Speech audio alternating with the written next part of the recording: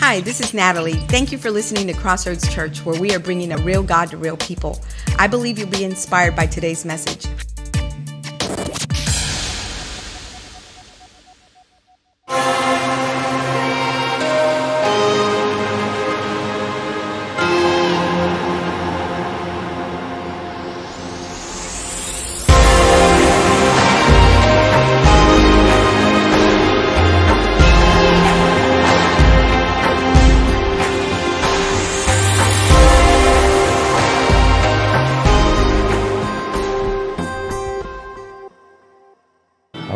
Hey, good morning. How's everybody? Good, man. You guys got a lot of energy. So, real quick, did you realize? I don't know if you realize this, but everybody that led us like in the singing this morning was 18 years or younger. Isn't that incredible? Like the confidence they have. What is that? I wish I would have had that confidence. I was just arrogant when I was that age. But anyway, good job. Very good job. Yeah, good job, crew. All of you. Even those of you that were over 18. Steve. I'm just kidding. Hey, I'm Joel, and I'm the teaching pastor here, and we're going to continue with this series, Greater Than, this morning. Last week, my wife and I, we got to do a quick little trip to Arkansas. She wanted to see fall leaves. That's the big deal. So, fall leaves. Yeah, she got my daughter all excited about it, and all I heard all week was, fall leaves, fall leaves. I'm like, whatever. So it was nice. Anyway, we're going to talk today about greater than. I want to talk today about something that I think a lot of us are going through right now that we're struggling with, and it's this: learning to trust God's timing. So my topic this morning is God is greater than time. And when I was thinking about this topic, I started thinking earlier this week about my good friend, Wes. Wes is probably, besides my wife, my best friend in the world and my dad. He's a really good friend of mine, and we've known each other since we were like 15, and we talk to each other every week. But he and I we're like really good friends, but we're completely opposite. In fact, when we graduated high school, he went straight to college, and I went straight to work.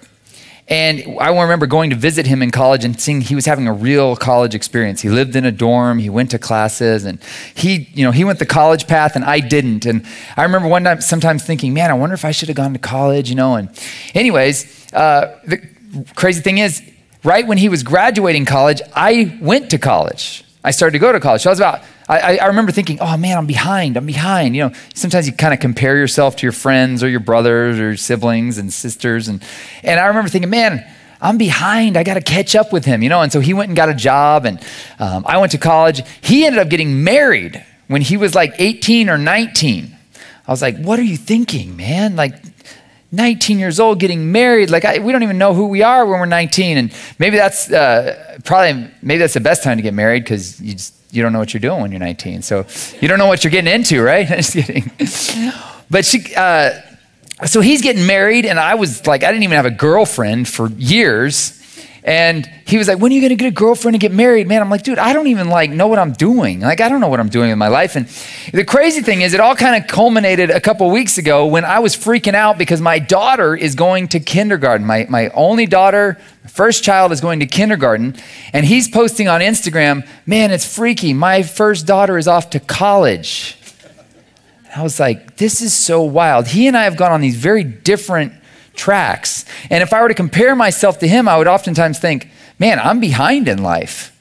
In fact, I'm guessing that every one of you in here at some point in your life has felt this. Maybe you haven't said it this way, but maybe I'm behind in life. You ever notice that when you compare yourself to where you thought you would be at this age and where you are, you go, oh man, it wasn't supposed to look like this. I was going to have a lot more money by now, I was going to have a lot more hair still by now. There's all these things that you say, man, it doesn't look like I thought it would look. And if you start comparing yourself to your siblings, we've all got that one brother that made a lot of money.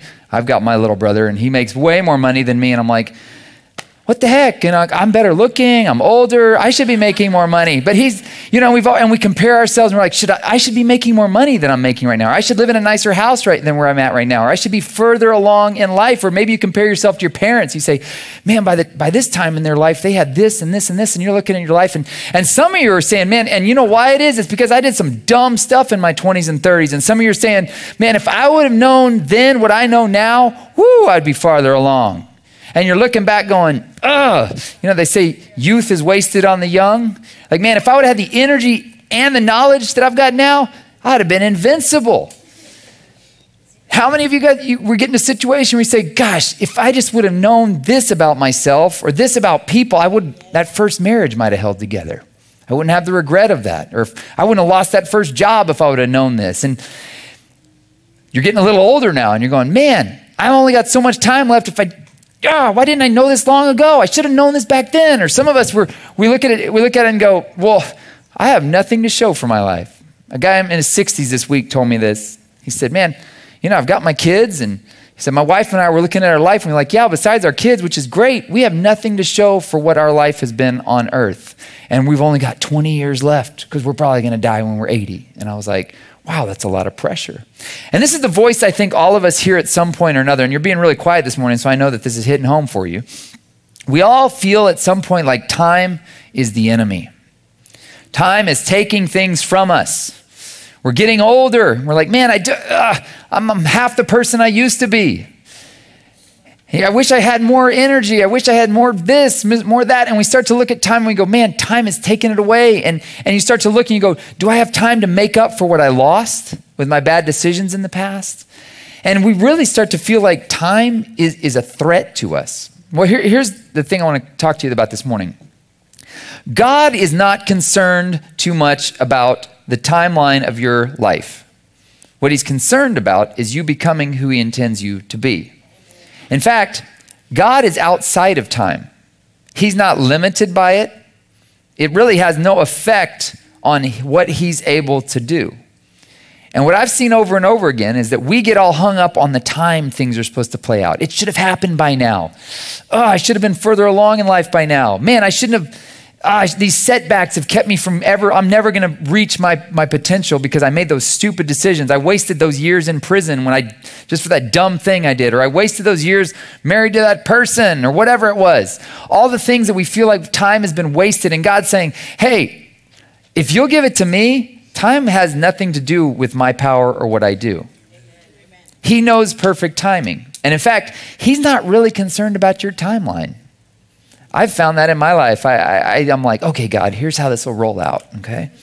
This will happen, and then this will happen. It'll all make sense to do it this way. And God's like, yeah, right. And then when I see him do things or he sets back my timeline, I'm like, oh, man, God must not be in control anymore. And I start to think maybe he forgot about me. You ever felt that way? You feel like God forgot you? I've heard a lot of people saying that this year. 2020, the year of feeling forgotten by God. Where are you, God? I thought this was going to be the year. I'll be really honest with you guys. Last year, 2019, I told this at the end of last message, and my wife said it was a real downer, so I'm putting it at the front end. Last year, 2019, about this time of year, I felt like the Lord said, I don't usually do this word of a year thing, but I felt like the Lord said, your word for the year is miracles for 2020. I was like, miracles? That's awesome. I can't wait. So I zoom into 2020, ready for miracles. And around about March, COVID hits. And I'm like, oh, the Lord's going to do some miraculous thing. He's just going to wipe out COVID.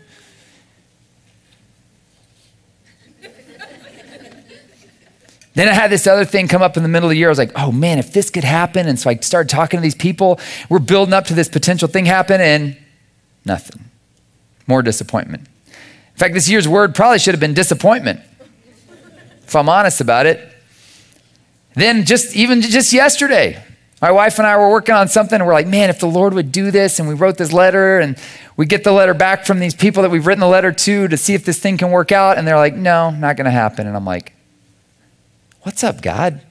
Like, man, I had a great timeline planned out here. I had a great plan, and God just doesn't seem fazed by it. And here's the crazy thing, and the older you get, the more you're like, there's not a whole lot of time to pull this off, man. Like, this is a 20-year plan, and I don't know if I've got that much time left. And we all get to a place where we start freaking out about time. But here's the thing. God is not worried about time because he's outside of time. In fact, he created time. In his infinite power, he created what we call time, but he is not beholden. He is not subject to the laws of time because he's outside of it.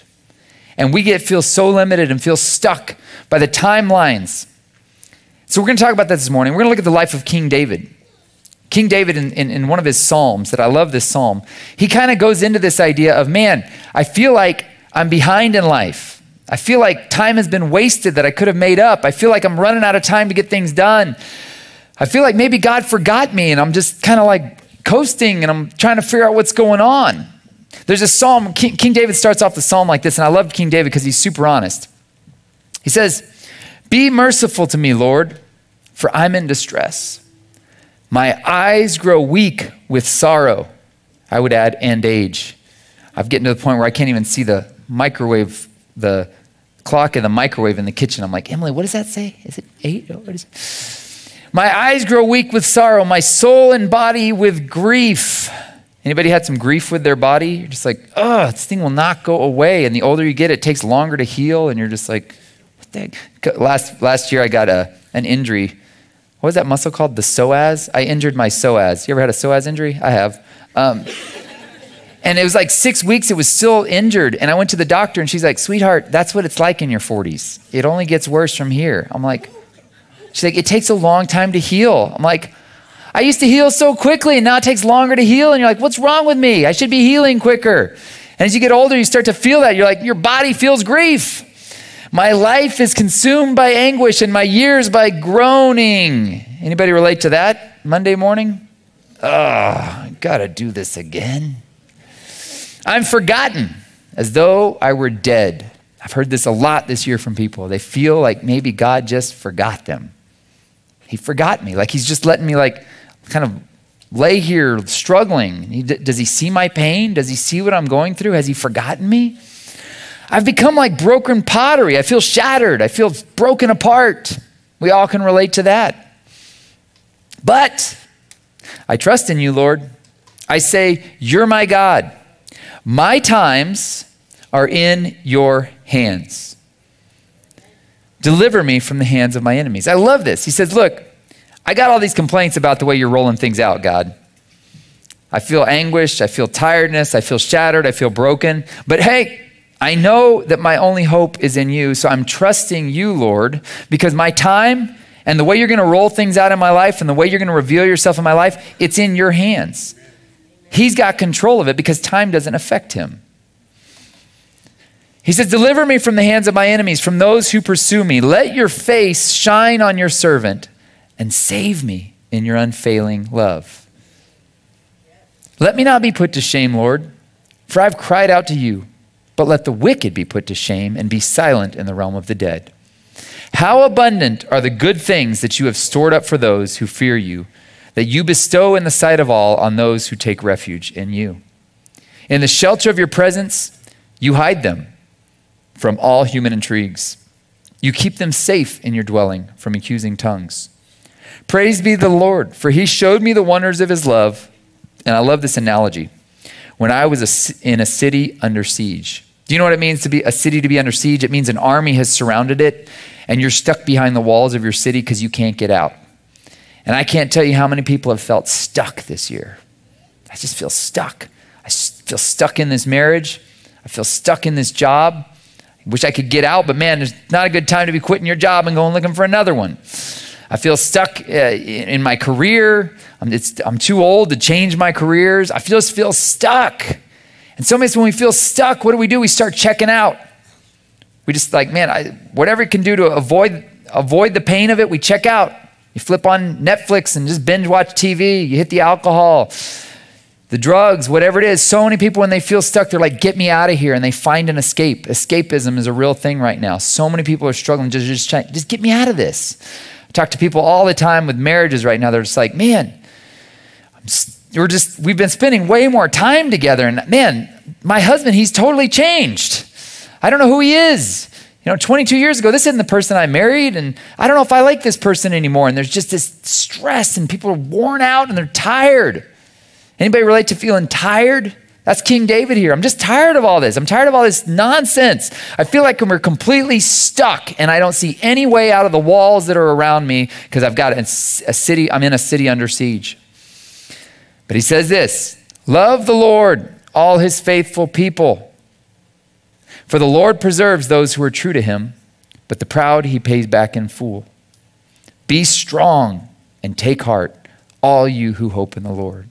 And I love this because here's the thing. If you're trying to be strong and take heart on your own power, you're going to find nothing but discouragement and depression because you don't have the power to change anything that's happening around us right now. You can change some things, but a lot of the stuff that's happening right now, it's just what it is. And you just have to deal with what it is. But he's saying, but listen, that doesn't mean you can't take hope in him. Right in the middle of the anxiety, the discouragement, the frustration, the feeling trapped, the feeling like there's no end in sight, it says, all his faithful people love the Lord because God is the one who's going to preserve you. But here's what he's saying. You got to stay in the game. You cannot check out before it's too early. And so many of us, we miss out on what God has for us because we check out just before he comes and delivers us.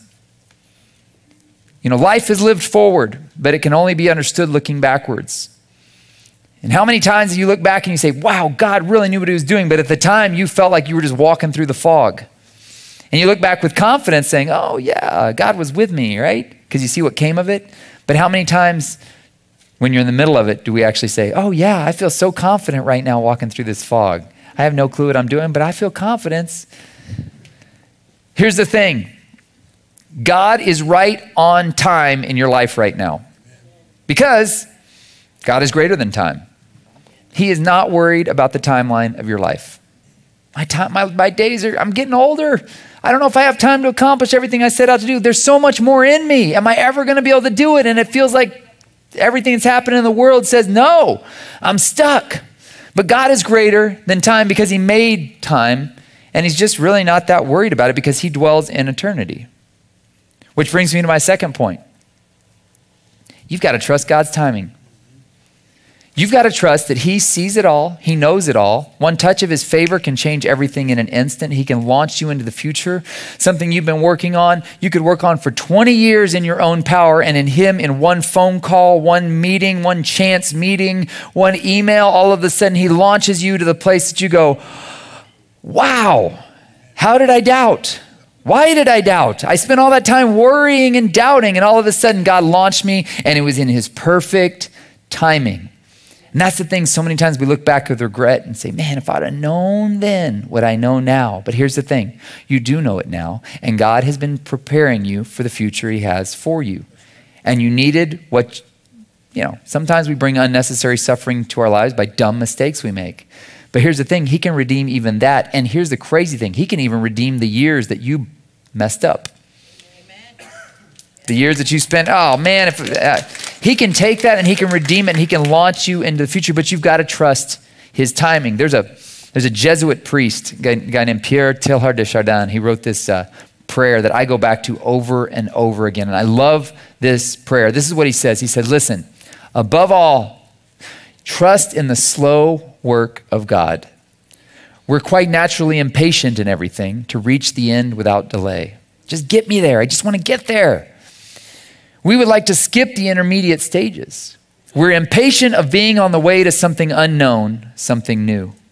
And yet, it's the law of all progress that it is made by passing through some stages of instability.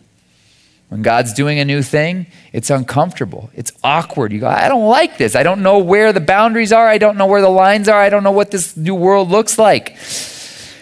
And it may take a very long time. Some of you are about to throw in the towel. You're saying, I'm done. I don't know what being done looks like, but I'm done. I just can't do this anymore. I'm sick of it. He's saying it may take a long time. And so I think it is with you. Your ideas mature gradually. So let them grow. Let them shape themselves without undue haste. That's again that idea of, man, I just wish I would have known this back then and wouldn't have wasted so much time on the dumb things I did. Don't try to force them on as though you could be today what time, that is to say, grace and circumstances acting on your own goodwill, will make of you tomorrow. You're trying to cram more in because you're running out of time. You're trying to cram it and force it, but you feel stuck. He says, only God could say, what is this new spirit gradually forming within you? Behold, he's doing a new thing. Give our Lord the benefit of believing that his hand is leading you. And accept the anxiety of feeling yourself in suspense and incomplete. How many of us have felt this over the last few months? Man, it's just suspense and incomplete. And it's like, I'm so sick of this. And I love this prayer because he's saying, above all else, trust that even when you don't see him, he's working. He's working behind the scenes. He's always doing, John Piper says, God is always doing 10,000 things in your life, but you may only see about 3 of them. And we're freaking out. Nothing's happening.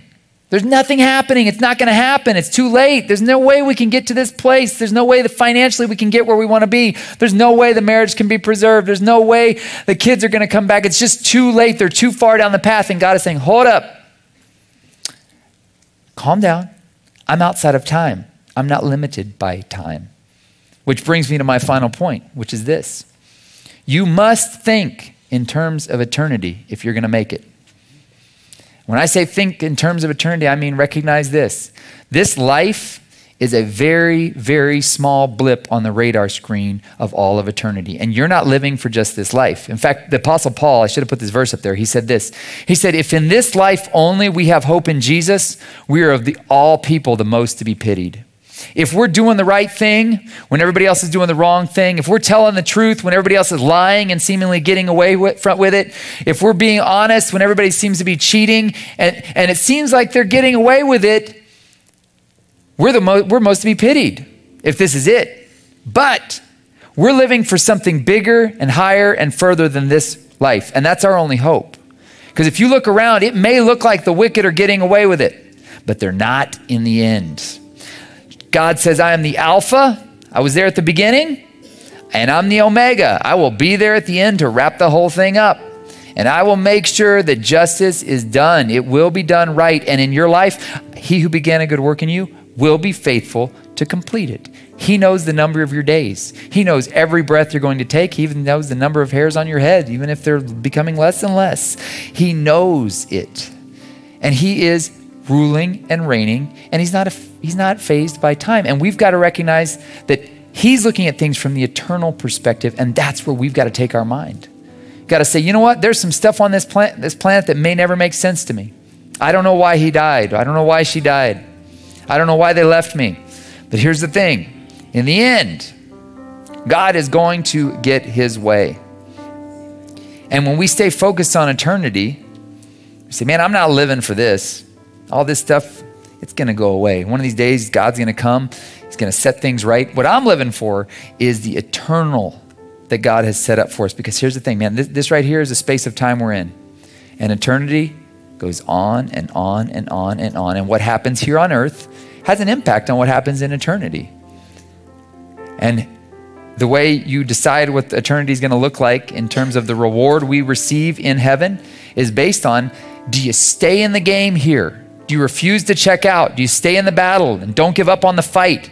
Stay strong, keep fighting for your marriage, keep fighting for the finance, like to be generous with your giving and your finances. You got to stay in the fight. Don't throw in the towel. So many of us, we want to throw in the towel. You say, man, I can't do it anymore. I'm sick of it. I'm checking out. I'm checking out of the marriage. I'm checking out of this. I'm going to just live for pleasure. And that's where so many of us go when it seems like we're hemmed in. Like King David said, like we're under siege. But don't do it. Stay the course. Stay true to what you know to do. And don't surrender to despair. Stay confident that God is working all things in his perfect timing. And that's what the Apostle Paul says this, and I love this in 2 Corinthians. He says, therefore, we don't lose heart. We don't give up. We don't throw in the towel. Even when we're tired, we stay the course. We keep fighting for what's right. Though outwardly we are wasting away, inwardly we are being renewed day by day. Remember, God's working in your life. Even when you don't see it, he's working. For our light and momentary troubles. And this is funny because this is Paul, who was like beaten multiple times, shipwrecked, thrown in prison. And he's like, it's all light and momentary. I'm living for eternity. He says all these light and momentary troubles are achieving for us an eternal glory. Like it's just this power of shining out in the darkness that far outweighs them all. So here's what we do. Because we don't lose heart, we stay fighting the game, we don't do this. We do this. We fix our eyes not on what we see, because if you're looking at what you see, guys, you're going to get really depressed. If you're looking for what can be seen, if you're looking for evidence that God is working, sometimes you're not going to see it in the physical. But on what is unseen, because what is seen is temporary, but what is unseen, it is eternal. It's going to last forever and ever. Our God, he's the beginning, he's the end of time. And he will be forever and ever and ever and ever and ever and ever and ever and ever.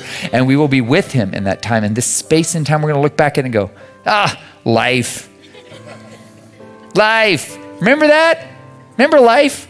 Glad I'm not doing that anymore. But it'll only happen if you stay in the game and don't give up. Don't throw in the towel. Don't give up on your faith. And that's what faith really is. Without faith, it's impossible to please God. He who comes to God must believe that he is, and he rewards those in eternity who have sought him on earth. When you stay faithful and don't give up and you do the right thing, man, the rewards will be there for all of eternity. And eternity is a really long time, y'all. And we'll look back at life and go, that silly old thing, life. But this is what it's about. So stay strong. Don't lose heart. Stay in the game. Don't throw in the towel.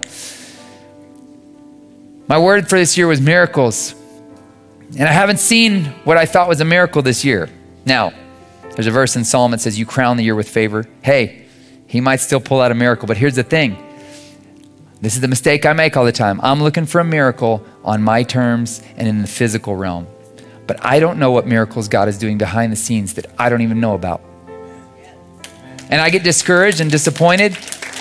It may be that I talked to somebody who then talked to somebody and then talked to somebody who got encouraged by something that passed down third gen. And then who knows what's happening? I don't know, but I can be confident of this. Time is not limiting God. Nothing is limiting God. He's doing his work, accomplishing his purposes. And I can sit around and be disappointed. God, you didn't do what I wanted. You didn't do it on the timeline I wanted. It's too late now. Or I can say, I got no clue what you're doing, but I'm going to let go. I think let go is going to be my word for next year. Just let it go, man.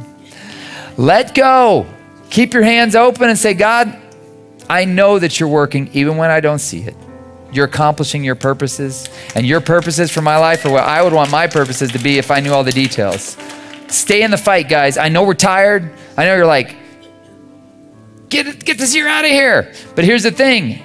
There's still some miracles that can happen because he crowns the year with favor. Hold on to that and start looking around for what God's doing, because he's still doing things. And it would not surprise me. You know, it's always darkest right before the dawn. The light starts to shine, and the path of the righteous is like the light of dawn that shines brighter and brighter. So stay confident. If you're discouraged, man, get around some people that are encouraging to you. Get around encouragement, man. Get encouragement from wherever you can get it, okay? But ultimately, you're gonna find the greatest hope in keeping your eyes off of what you see, because if you just look at what you see, you're gonna get discouraged, and you're gonna miss the most important things, which is the unseen things that God is doing. Stay in faith. He's working. You guys receive that? All right. Let me pray for you. If you are ever in the Seguin area, come visit us on Sunday mornings at 9 or 11 a.m. Or you can just download our app and receive our weekly messages right to your phone. Just text CC Seguin to 77977 and click on the link that you receive. May the remainder of your week be enriched with God's favor and blessings.